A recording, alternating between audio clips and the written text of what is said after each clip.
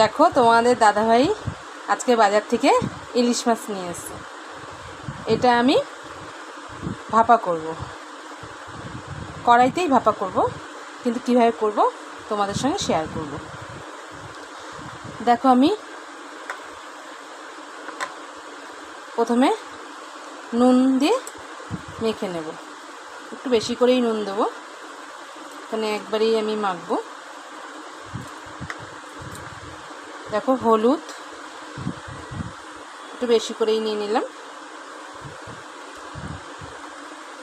দেখো টক দই,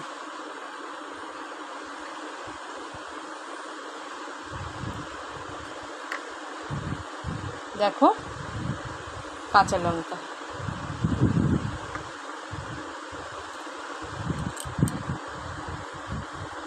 আর হচ্ছে কাঁচা সর্ষের তেল।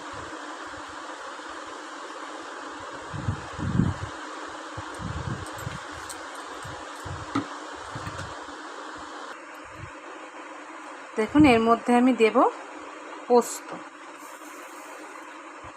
পোস্তটা একটু বেশিই দেব, আর সাদা সর্ষে।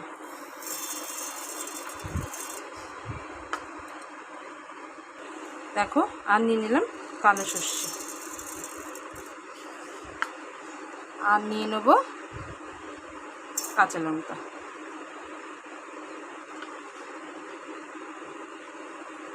এবার আমি এটা বেটে নেব।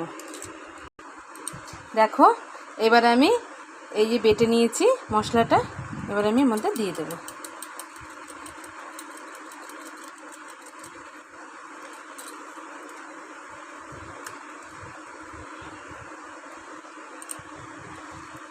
এই দেখো এবার এই মাছটাকে ভালো করে মেখে নেব।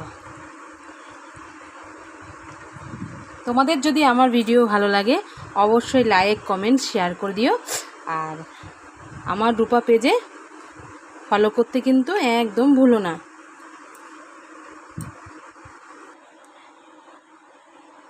দেখুন আমি এই বাটির মধ্যে পুরো নিয়ে নিয়েছিলাম, ভেবেছিলাম কড়াইতে করব, কিন্তু না, বাটির মধ্যে নিয়ে বাটিতেই ভাপিয়ে দেবো।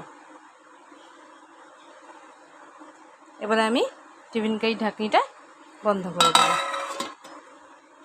দেখো আমি স্ট্যান্ড নিয়ে নিয়েছি কড়াইতে, আর আমার কড়াইটা এরকম হলুদ লাগানো, আমি রান্না করেছি আগে, আর এই ভাপাবো দেখে এর জন্য আর মেজে নিইনি।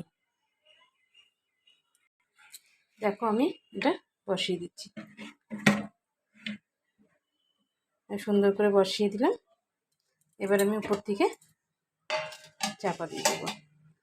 আমি 15 মিনিট পরে দেখবো আবার কিরম কি হয়েছে।